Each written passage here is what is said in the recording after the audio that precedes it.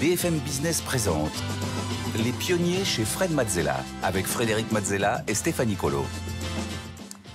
Au sommaire des pionniers cette semaine, on démarre par le tête-à-tête avec un pionnier profondément engagé dans la lutte contre le changement climatique et un défenseur de l'intérêt général. Son arme à lui, c'est l'éducation par le jeu qui aide à comprendre le climat et son changement. Il est l'inventeur de la fresque du climat, un modèle de licence ouverte qui a permis de former déjà plus d'1 million de personnes dans 70 pays. Nous recevrons Cédric Ringenbach.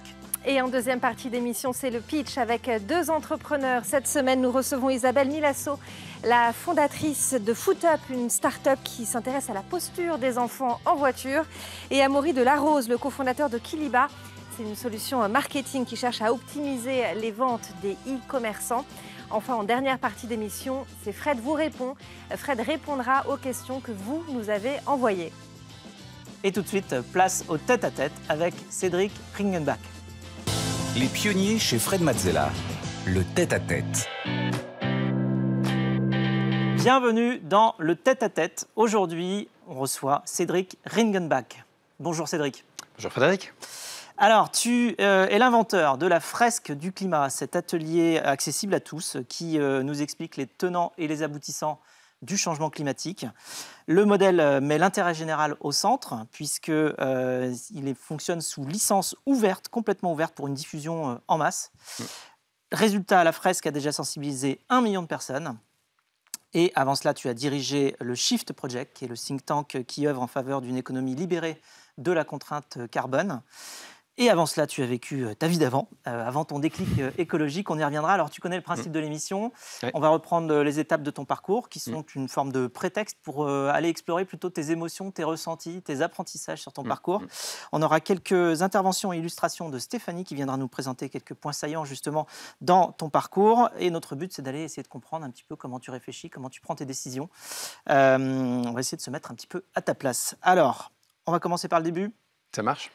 Tu es né en 1972 et tu as fait une prépa et des études d'ingénieur à Centrale Nantes. Quel souvenir tu gardes de cette période ? De la période prépa école centrale, c'était très intéressant, mais plus pour ce que je faisais en dehors des cours que ce que je faisais dans les cours. J'étais dans pas mal d'associations, j'avais mis en place... Je crois que j'étais déjà sensible à un truc qui est le knowledge management. Parce que, de la connaissance. Ouais, j'étais pas le seul à sécher les cours et on a mis en place un cahier dans lequel on mettait les cours qu'on avait séchés, des photocopies de ceux qui étaient allés en cours, pour que ceux qui n'avaient pas été en cours ils puissent venir prendre ça et refaire des photocopies eux-mêmes pour ensuite les bosser chez eux. Donc une espèce de Wikipédia des cours qu'on avait ratés. Et j'ai mis ça en place avec le BDE, j'avais un petit budget pour faire ça.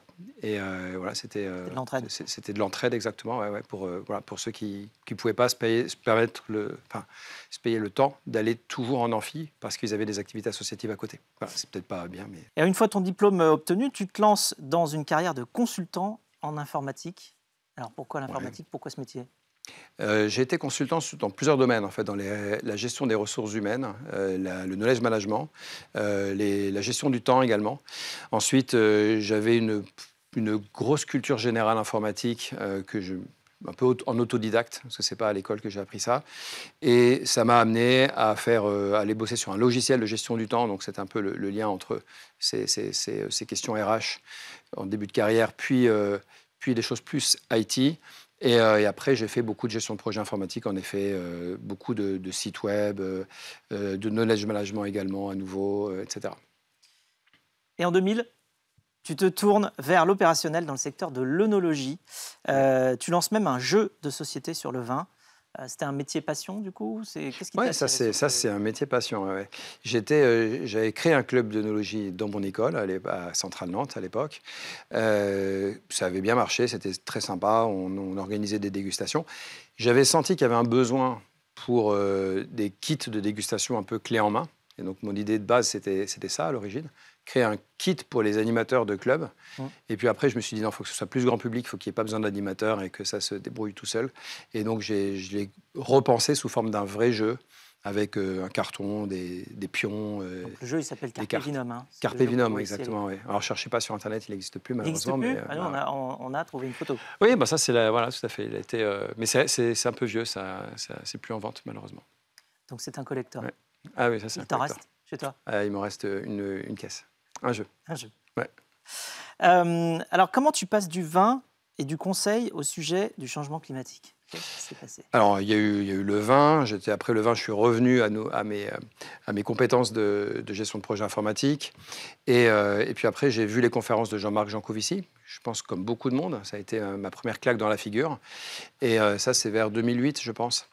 Et puis, ça a été un déclic. Et en 2009, 2009, c'est ça.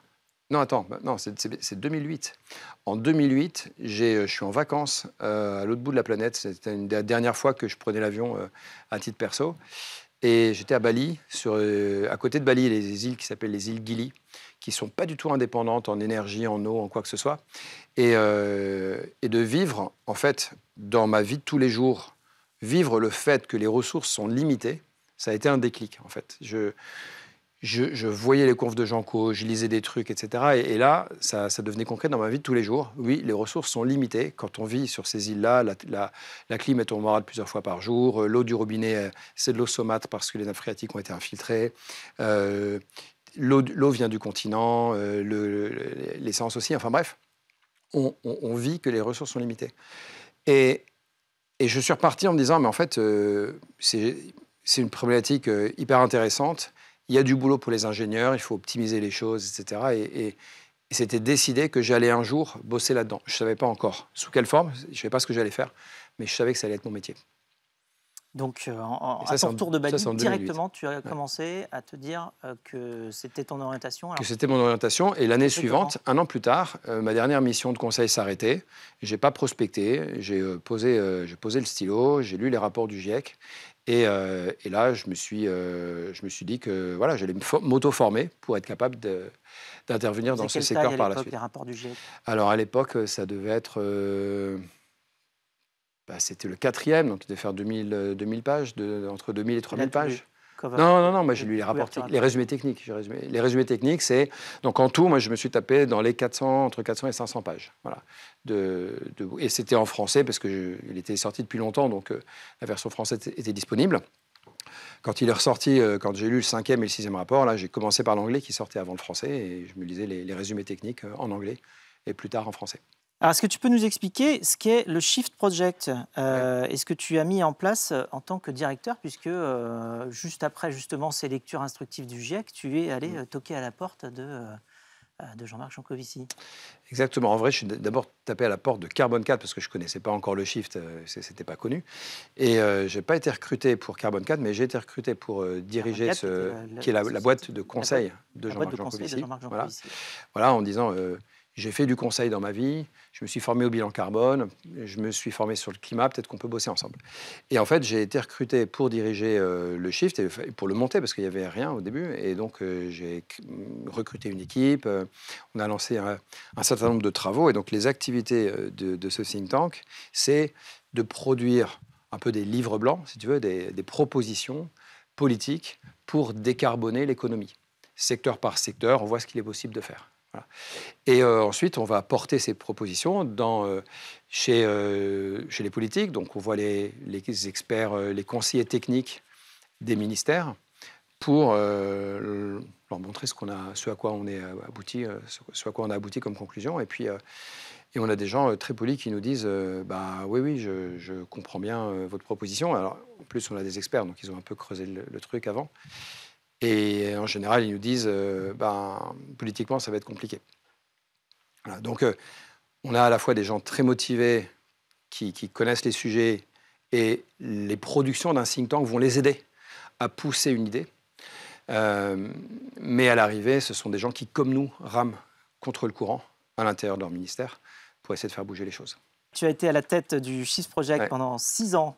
Donc, tu l'as lancé suite à l'initiative impulsée par Jean-Marc Jancovici. Et en parallèle, tu as coordonné le certificat aéronautique et environnement de super-héros.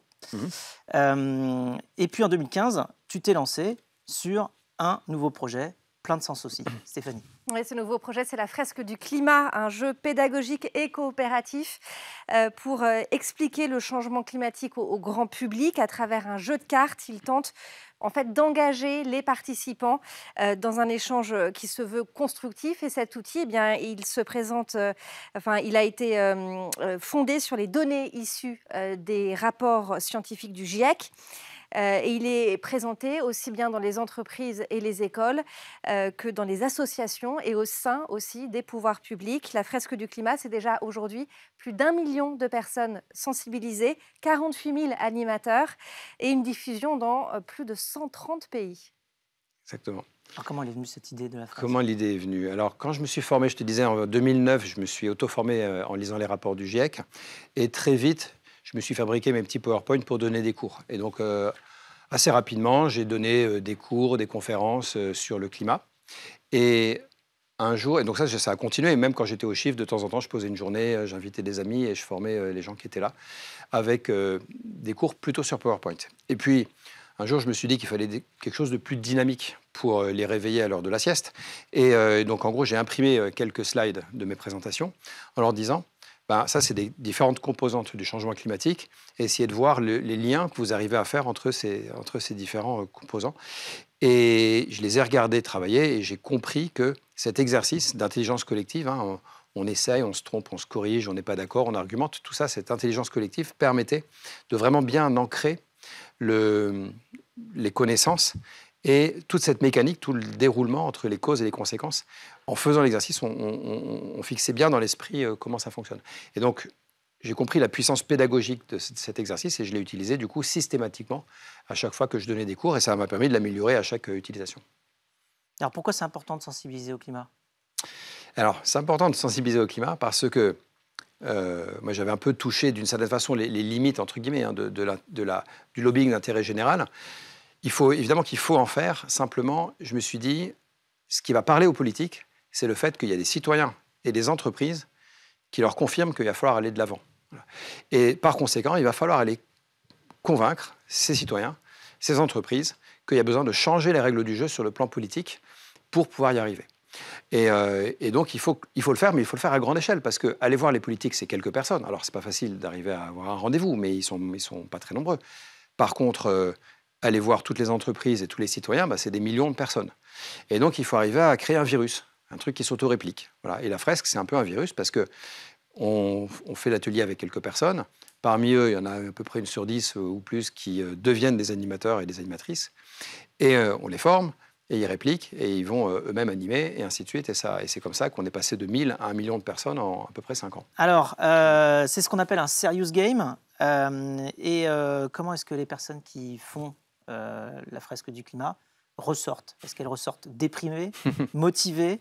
Est-ce qu'elles sont plutôt prêtes à l'action? L'indicateur pour l'animateur, l'indicateur de succès, c'est quand les participants repartent avec l'envie d'agir. S'ils repartent avec le moral dans les chaussettes, c'est qu'ils ne s'y est pas bien pris. Voilà. Donc il y a un moment où on a un peu le moral dans les chaussettes quand même. On pose les dernières cartes, là, famine, conflit armé, réfugiés climatiques. Et là, on se dit, waouh, c'est quand même super grave. Il y a une phase un peu créative à ce moment-là où on leur met des crayons dans les mains pour qu'ils dessinent des choses. Alors on voit les gens qui dessinent la terre qui est en train de brûler, la terre qui pleure. Donc on voit qu'il y a des émotions là. Ils sont pas bien. Et après, on les fait remonter. Et donc on a toute la deuxième moitié de l'atelier qui consiste à discuter de maintenant qu'on a compris que c'est grave, qu'est-ce qu'on fait? Qu'est-ce que je peux faire à mon niveau? Qu'est-ce que je peux faire au niveau de mon entreprise? En tant que citoyen, qu'est-ce qu'il faut pousser comme politique? Et on essaie de dépasser ce sentiment d'impuissance qu'on peut avoir en se disant mais c'est beaucoup trop gros, c'est monstrueux, puis c'est la faute des autres, etc. On revient à, OK, alors c'est la faute c'est pas la faute des autres, en fait, c'est moi, qu'est-ce que je peux faire, en fait? Et si moi, je peux faire quelque chose, je le fais. Et puis, c'est la seule possibilité que ça influence un petit peu les autres pour qu'eux aussi ils fassent leur part. Et donc on repart avec cette idée de je peux agir et je reste pas dans un espèce de cercle vicieux d'inaction en disant que c'est aux autres d'agir. Alors en 2023, vous avez justement franchi la barre des 1 million de personnes sensibilisées au changement climatique grâce à la fresque du climat, et ce dans 100 pays et en 45 langues. Donc en fait, ça a été très très rapide. Comment tu as fait pour diffuser ce jeu justement en masse? Tu en as parlé, c'est la licence. C'est le fait qu'il soit très, très ouvert dès le départ. Quand j'ai eu une occasion, en fait, en 2018, de faire un événement avec 900 étudiants. Ça a été un peu le truc qui a cristallisé le déclenchement. J'ai eu 2 semaines pour recruter 30 animateurs. Chaque animateur s'est retrouvé devant une salle de 30 personnes, 5 tables de 6, et ils distribuaient les cartes, ils animaient, etc. C'était balèze, mais ça s'est bien passé. Ça a été un moment un peu fondateur parce que ça a prouvé la capacité de l'outil à passer à l'échelle. Dans la foulée, j'ai finalisé complètement la licence qui consistait à dire c'est Creative Commons, donc on peut s'en servir, tant qu'on en a un usage gratuit, on peut s'en servir gratuitement. On peut également s'en servir gratuitement dans tout ce qui est enseignement, formation initiale, primaire, secondaire, supérieure. Et puis, c'est aussi un outil avec lequel on va pouvoir facturer et gagner de l'argent. Et donc là, il y a une licence complémentaire qui dit tu as le droit de gagner de l'argent avec cet outil, mais en ces cas-là, tu reverses 10% à l'association qu'on a créée pour l'occasion et qui a comme objet de diffuser l'outil, d'équiper les animateurs avec des outils pédagogiques et de passer à l'échelle. Et donc, en fait, en prélevant un petit peu des flux financiers de ceux qui vont pouvoir gagner de l'argent avec, on a pu embaucher une première personne, puis 3 stagiaires, puis un directeur, puis etc. Et aujourd'hui, il y a pas loin de 50 personnes qui sont salariées de cette association. Alors en 2016, tu as fondé Blue Choice, juste après la fresque du climat. C'est une société de conseil en stratégie climat qui anime bien sûr les fresques. C'est quoi le modèle économique du coup de Blue Choice ? C'est assez classique, c'est une boîte de conseil. Alors on anime un certain nombre d'ateliers de la fresque du climat, on fait des formations et on accompagne les entreprises pour qu'elles déploient la fresque à grande échelle. On a un business model un peu bizarre qui est, quand on fait ça, qui est qu'on amène nos clients assez vite à l'autonomie. C'est-à-dire qu'ils font des ateliers, ensuite ils font des formations. Dès qu'ils font trop d'ateliers, on les engueule en fait, parce qu'il faut qu'ils deviennent autonomes et qu'ils forment des animateurs internes. Donc on fait des ateliers, puis on forme des animateurs, on les coach un peu, puis ils deviennent autonomes. Et au bout de quelques mois, ils n'ont plus besoin de nous et ils se débrouillent tout seuls. Donc ça, c'est un peu un business model bizarre. On a l'air de se tirer une balle dans le pied, mais en vrai, il y a tellement de demandes que ça se passe très bien de faire ça. L'autre grosse partie de l'activité de Blue Choice, c'est de conseiller les entreprises sur les risques de transition. Et là, on les challenge sur... Est-ce que votre business model continue d'être viable dans un monde qui fait la transition sérieusement ? Voilà. Et ce qui est un peu différent de se dire comment je décarbone mon activité, c'est plutôt j'ai tel service qui est carboné et pour lequel il y a une alternative. Est-ce que dans un monde qui fait la transition, ce service existe toujours ? Eh bien, si ce n'est pas le cas, il va peut-être falloir anticiper que il va décroître, il va falloir reconvertir le personnel dans d'autres choses, etc. Et puis dans d'autres cas, ça va être le contraire. Mon produit, il sert la transition. Et donc, si on fait vraiment la transition sérieusement, il va falloir que je multiplie par 10 mes ventes en 5 ans et ça s'organise aussi. Voilà, donc c'est sur ce thème-là qu'on aide les entreprises. Alors, bonne nouvelle, même s'il y a tous ces problèmes-là, il y a des solutions aussi. Stéphanie. Effectivement, et la solution réside notamment dans l'équation de Kaya, du nom de son créateur Yoshi Kaya, économiste japonais qui développe cette équation en 1993. Elle liste en fait les différents facteurs responsables des émissions de CO2 au niveau mondial. Et ces émissions sont la multiplication de 4 facteurs, la population, le pouvoir d'achat moyen, l'intensité énergétique moyenne et le mix énergétique moyen. Or, si l'on veut limiter la hausse des températures à 2 degrés en moyenne sur la planète d'ici 2050, nous devons diviser les émissions de CO2 par 3 d'ici là. Reste à savoir sur quel facteur ou combinaison de facteurs nous devons jouer, la population, la décroissance ou encore la décarbonation. Exactement. Et donc, il faut choisir. Ensuite, le CO2, là, il faut le faire baisser donc, de 2 tiers d'ici 2050. Ça fait du moins 5% par an en moyenne au niveau mondial. Sachant qu'on ne va pas faire les mêmes efforts dans les pays développés et les pays en développement. Donc on ne peut pas demander aux pays qui se développent de faire les mêmes efforts que nous. Donc nous, on devra faire beaucoup plus d'efforts qu'eux.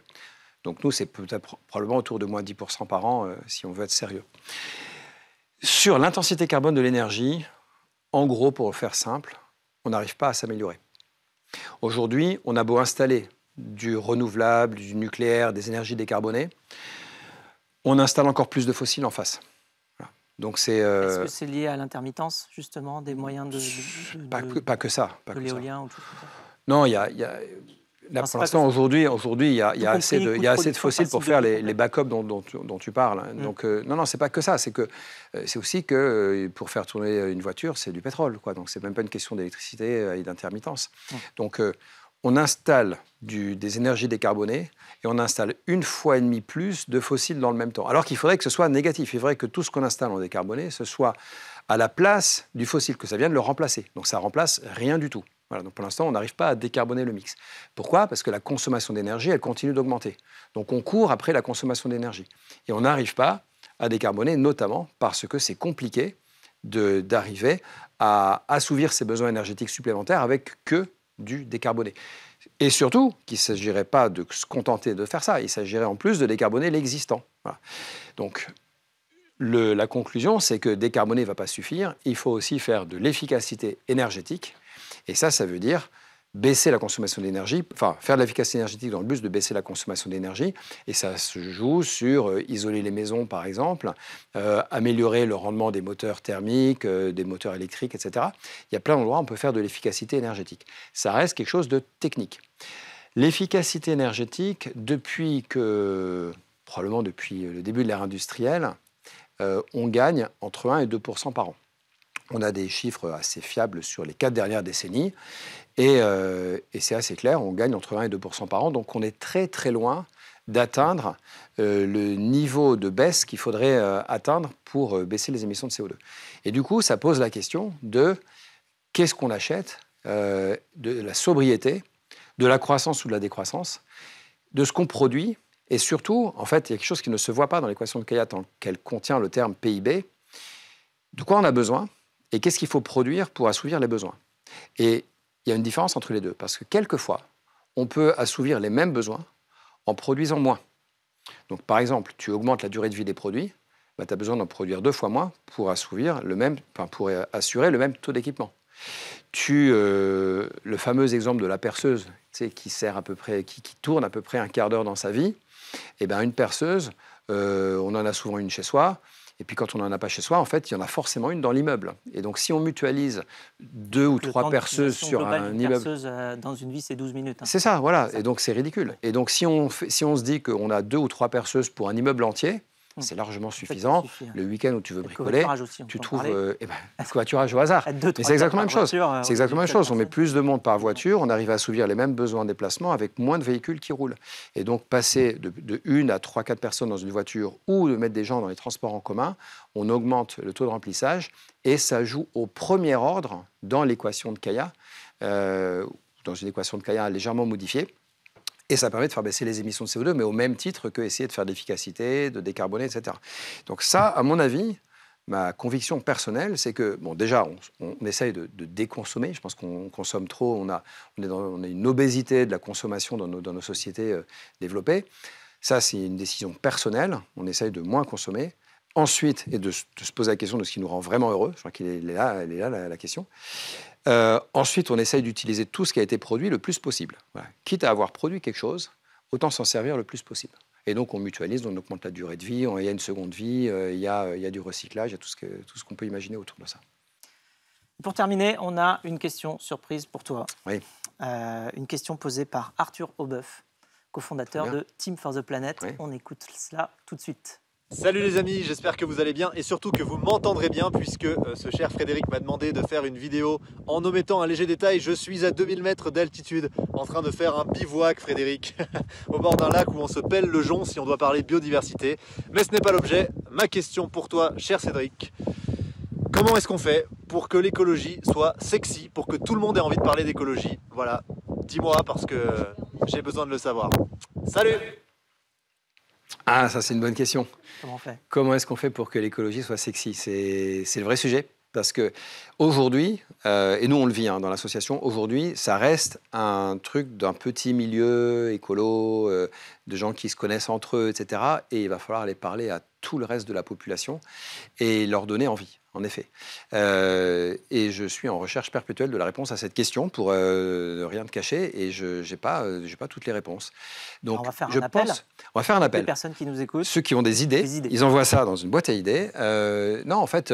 je pense qu'il faut incarner déjà. Il faut travailler sur essayer de limiter son empreinte carbone personnelle en ayant toujours une vie qui ne soit pas une vie d'ascète, d'ermite, d'amiche, pour reprendre une expression, et montrer qu'en fait, on peut tout à fait être heureux avec une vie où on a arrêté de prendre l'avion et on prend le train, on voyage autrement, on se déplace pas en voiture mais en vélo, et que tout ça, ça nous rend heureux. Donc montrer qu'on est capable d'incarner cette transition en étant heureux, en donnant envie aux autres, je pense que ça, c'est la première chose à faire. C'est réparer, recycler, aussi, réutiliser, réparer, recycler. Exactement, ouais, tout à fait. Et prolonger la durée de vie. S'habiller avec des objets, des vêtements de seconde main, etc. Donc il y a beaucoup de choses à faire pour incarner, donner envie, et puis après, c'est viral. Et donc, plus le temps va passer, j'espère, plus ça deviendra in d'avoir ces comportements responsables et d'arrêter d'être dans la surconsommation, dans qui a la plus grosse voiture, etc. Merci beaucoup pour ton partage, pour nous avoir formés, sensibilisés rapidement et efficacement aux problématiques environnementales, pour nous avoir communiqué le sens que tu donnes désormais à ta vie. Merci Cédric. Merci Frédéric. Quant à nous, on se retrouve tout de suite pour le pitch. Les pionniers chez Fred Mazzella sur BFM Business.